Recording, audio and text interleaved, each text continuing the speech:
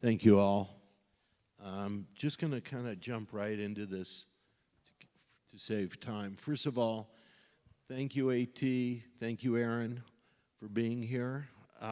Just briefly, AT is a marketing division of Excel Sports, and he represents college elite football players.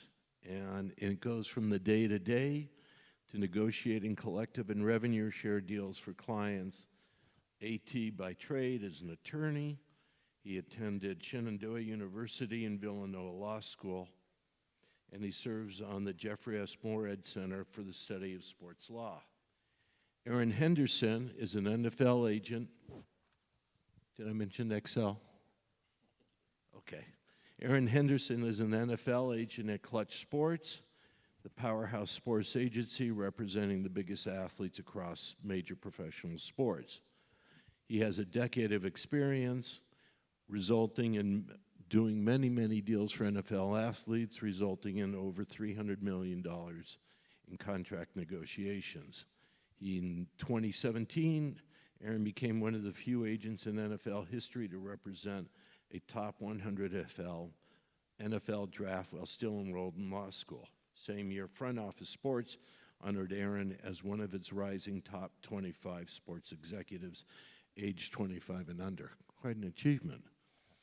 Arun holds a BS in Sports and Entertainment Management from the University of South Carolina, an MBA and a Master's in Sports Administration from Ohio University, and a JD from Southwestern Law School.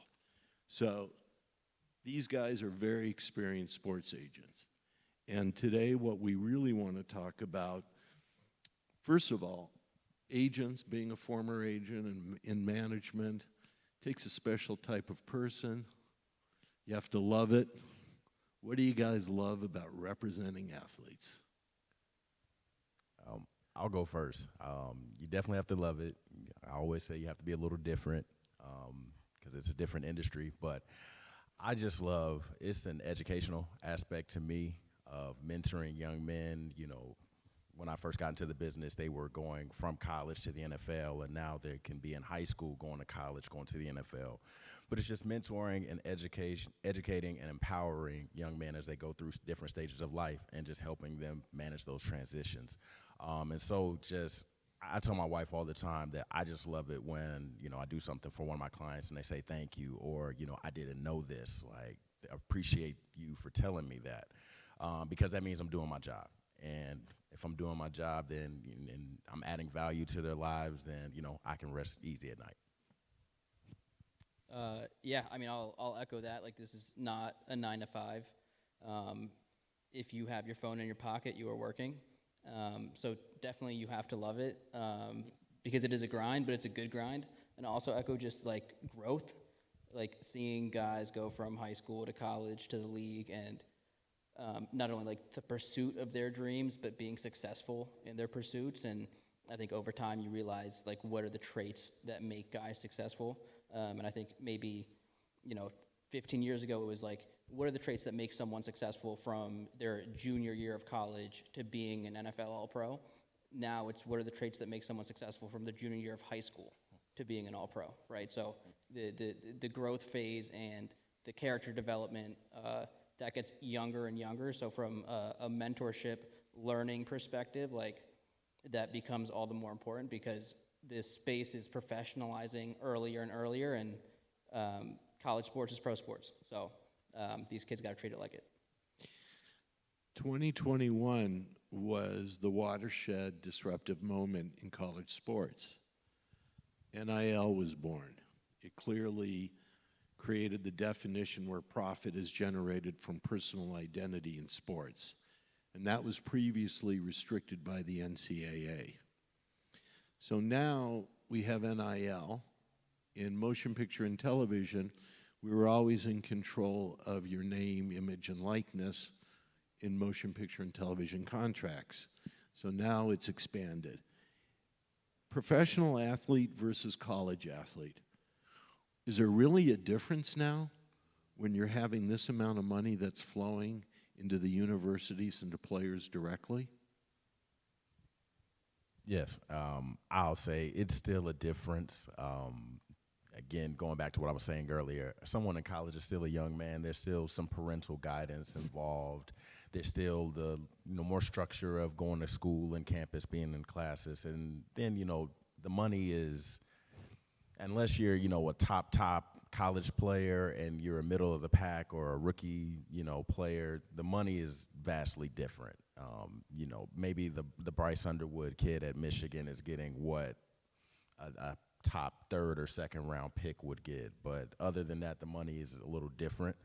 So I would still say it's a different. There are some things about it that are the same from an influencer overall standpoint, but there's still a lot of differences there, in my opinion. AT, what's your thoughts? Yeah, I think it's very different. I think the lines are very blurred in college of what is an on-field contract and what's an off-field contract. There is no clear delineation between the two. Pay for play is still not allowed by the NCAA.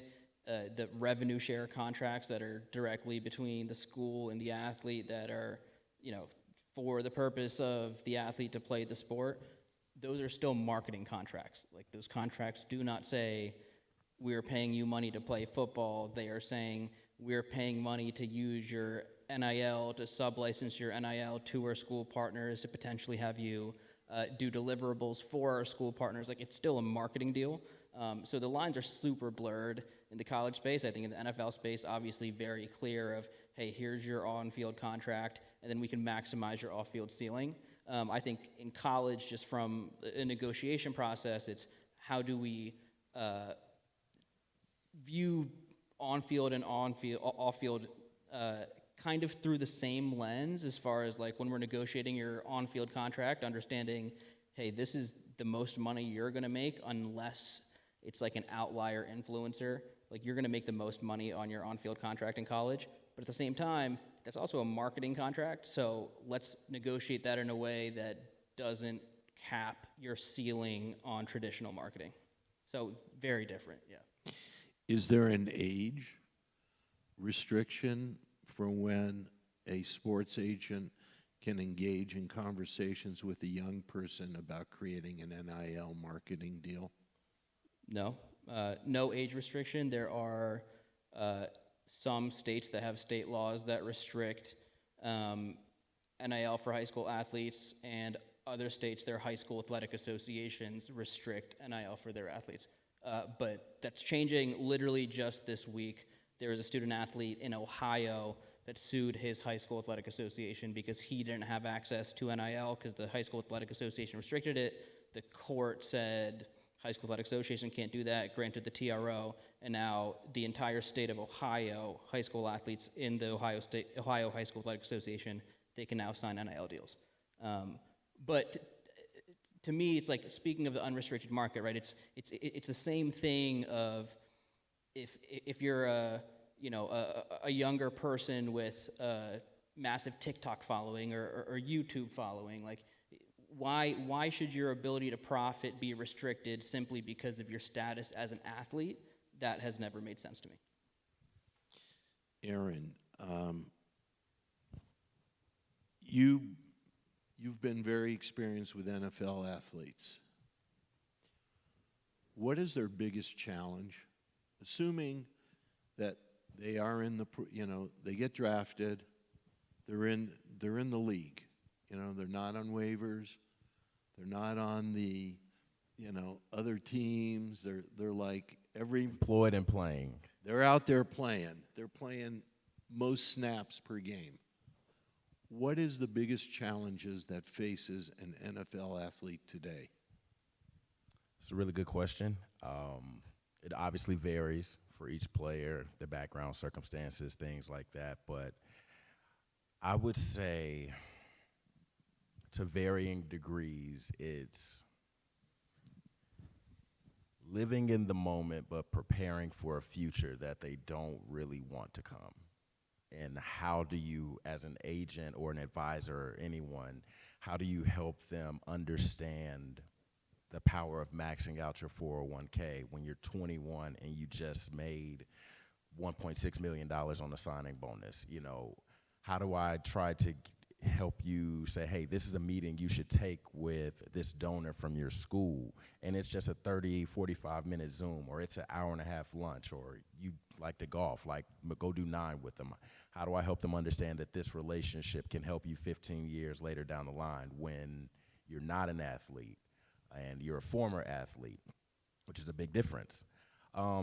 So that overarching standpoint, I think, is the biggest thing that a lot of guys struggle with, and some do better than most, but many don't. And when the day is over that they're done playing, that's where they often talk about that transition of just how hard it is to go from being current athlete to former or retired athlete. And you're lucky if you get to file retirement papers. The NFL is very, hey, we don't want you anymore. And it takes guys 1 to 3 years to maybe realize that. It's a short-lived career overall, is it not? 3.4 years is the average career. The rookie contract coming out for everyone but a first-round pick is 4 years. So it's designed to get you in, chew you up, spit you out, and get another crop in. So AT, kind of along the same lines, when you're recruiting a young collegiate athlete and you're helping guide them into what their next steps are, they're going to be, or you're going to be facing the opportunity for them to switch schools frequently, right? So that stay in a school is out. A lot of them have, because they have a TikTok that's clicking. Does that necessarily translate to what their athletic career is going to be? How do you advise these young athletes in the right steps to go? Yeah, I mean, look, our goal is to guide our athletes so they have the ability to get drafted as high as possible, which is not the same thing as making the maximum amount of money you can in college. The reality of it is, and Aaron, you can speak to this too, like you're always going to make more money in free agency than you will re-signing with your team. However, the right decision is not always to enter free agency every year as a college athlete, because that doesn't help your development. That doesn't help you get to where you want to go. So there are financial decisions that can benefit you long term on those big NFL deals, and there are financial decisions that can be a few $100,000 in the short term, right? So our goal is to put our guys in a position to be as drafted as high as possible. So that's the lens we view it through. Of course, every client is different. Every individual's needs are different. Everyone's process coming out of high school is different, so we adapt to every client. But generally speaking, that's the lens we view it through. We're not an influencer agency, so if someone has a big TikTok but doesn't project to being a pro, like that's not necessarily someone that we would go and sign.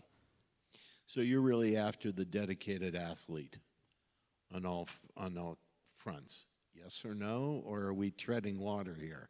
No, I mean, I would say, yeah. I mean, just speaking to our basketball division, right, we have Jared McCain, who I think is a great example of, on both sides of it, is an absolute TikTok superstar, but also was a top 15 pick, was also playing like the rookie of the year before he got hurt, and should have a big year this year. So that's kind of the ceiling on both sides. Like, we want guys to capitalize on both. I think football is a sport where it is incredibly violent.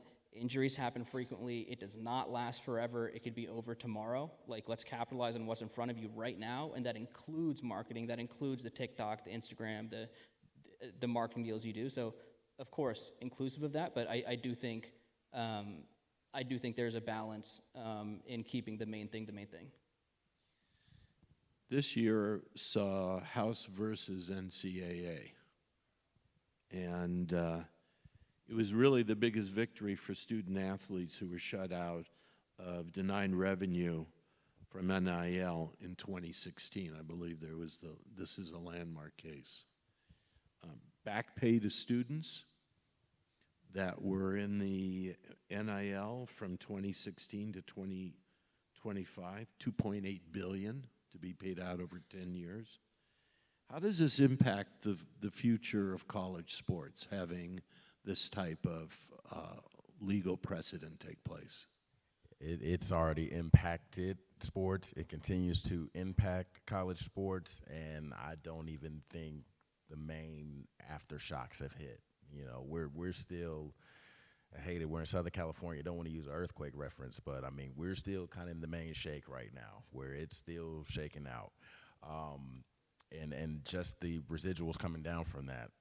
At, I don't know about you, but NIL Go is the bane of my existence right now. Worst, worst. It's the worst thing in the world, and this is something that has been newly imposed on us because pre-House settlement it getting approved, the only approval that we needed was the clients to get the deal. Oh, the client wants to do this? Okay, here's the terms. He signs XYZ. Now there's another third party that has to review these things, and there's 5 people reviewing thousands of deals coming in every single day. So it's just kind of put a cap on the marketing market from that standpoint. And that's, again, just one reverberation of this entire thing. You know, now, I don't know if you've seen it, but when NIL first came out, it was kind of, okay, what is this? How do we do it? To then there was a wave of guys would have a freshman year and sign with an agent to now high schoolers are actively searching for representation to go into their junior and senior years. They're like, hey, I have 35 offers and I want to be able to negotiate the best deal and get to the best school.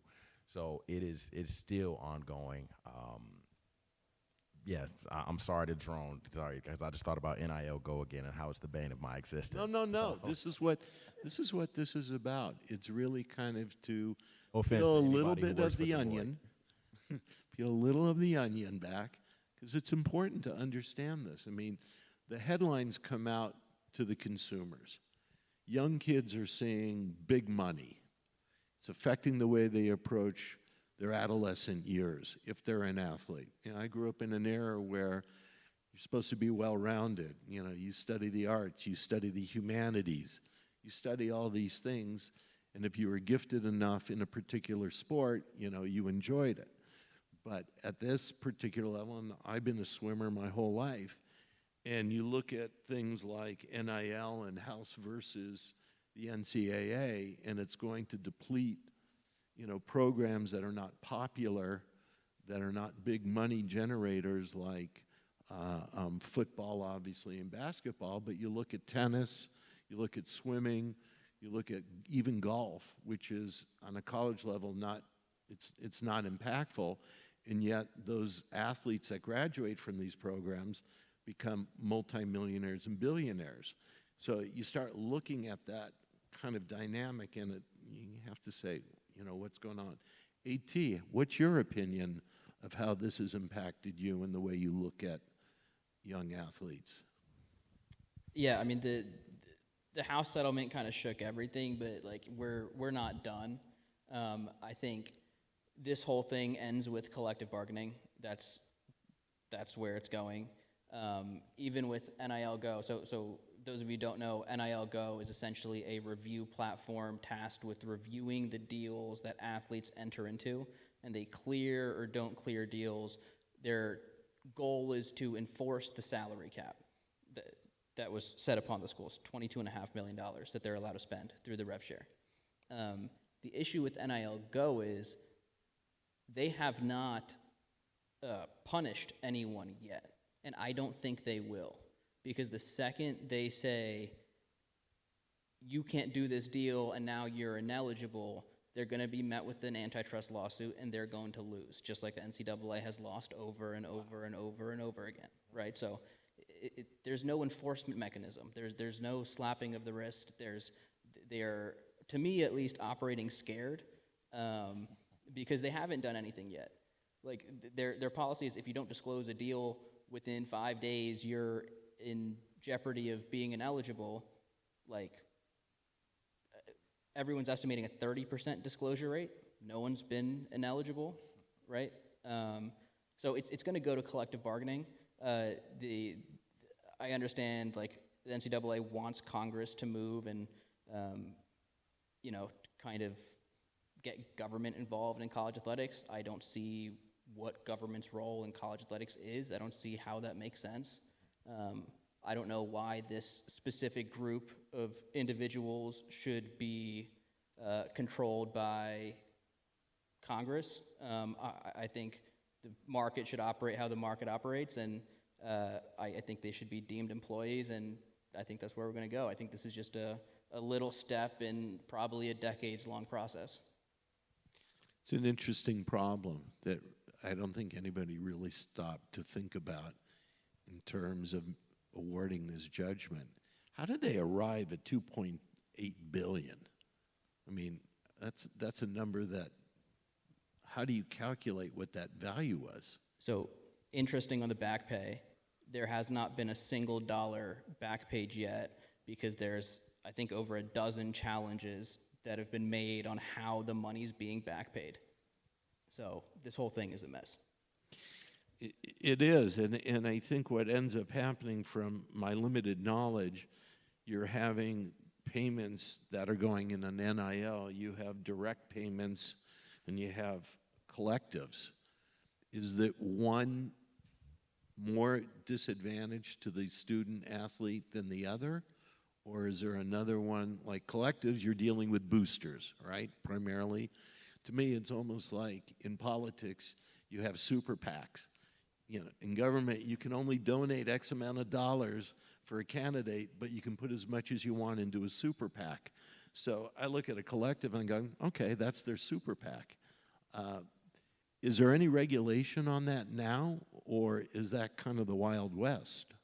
I mean, there's attempted regulation, but the history of cheating in college sports goes back to the very foundation of college sports. You know, I want to believe the second or third game played between colleges, people who weren't students but were known for being athletes in the neighborhood were recruited to come and play for teams. So it's in the fabric of what this is. I mean, yes, there's some attempted regulation. There will be some sort of self-rationing as well, too. The funds are not unlimited in this space. Every school is not built the same. You know, if you wonder why Texas Tech has come up out of nowhere, it's because they have, you know, a billionaire that's financing it, whereas some of these other schools are pretty tapped because, you know, prior to this, my background was in athletics development, so I was on the other side. I was fundraising for athletic departments. The same people that are being asked to fundraise for collectives are also being asked to finance the new softball stadium, to fire the head coach, to build a new basketball locker room, and to also help send tennis to Paris on an enrichment trip. I mean, some people have funds like that, but not everyone. So, I mean, I think we're going to reach kind of a critical mass point that will end, as AT said, with collective bargaining coming to the table, athletes being treated as employees, unionizing, and then having just certain protections where now it is pay for play, and now it's not marketing dressed up, you know, as pay for play, which I think will give the schools a little bit more protection as well now. You know, I don't know if you guys are running into it, not us necessarily, but players are trying to redshirt now to save their years in school, and now the schools are saying, okay, you want a redshirt, well, we're going to try to take some of your money back. That wasn't in the contract. You know, it's a lot of just interesting changes. We only have a little bit of time left. I don't want to go too much, but it's a lot that's still unsettled right now. AT, what are your thoughts on this? Yeah, I mean, I wouldn't call it cheating. I would call it finding creative solutions to circumvent the cap. And I think there's going to be more and more of that. And I think the more guardrails that are placed, the more creative solutions are found. I think just the creation of collectives, right? Just like, hey, student athletes can now, on the onset of NIL, right? Like student athletes can now partner with businesses and endorse businesses. And boosters all got together and said, what if we made a fake business and gave student athletes massive contracts to come play at our school? That seems like a great idea, right? Like, that was the first step. And then the NCAA said, oh, hey, like you can't outright do that. And then it was like, okay, and there needs to be a valid business purpose. And then what's a valid business purpose, right? And then you restructure what a collective means. And this is going to keep going and going and going. And I think the truth of it is the market talks. Like, these kids are getting paid for a reason. Coaches are getting paid north of $10 million a year for a reason. The staffs are as big as they are for a reason. Like, there's so much money in college sports, and college football specifically.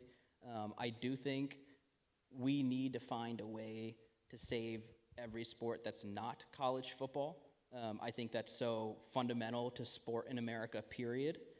I also think it's ridiculous that USC tennis flies charter across the country to Penn State and stays up at a nice hotel and then flies back. There's a way to localize non-revenue generating sports without going so far in the red. I went to a D3 school. We operated a lot of varsity sports without issue. I think athletic departments need to be run more like a business, and I think eventually you got to separate football from the rest, because that is a multi-billion-dollar business that you need to treat as such. And the real issue with the NCAA is, and I'll end on this because I think we're over,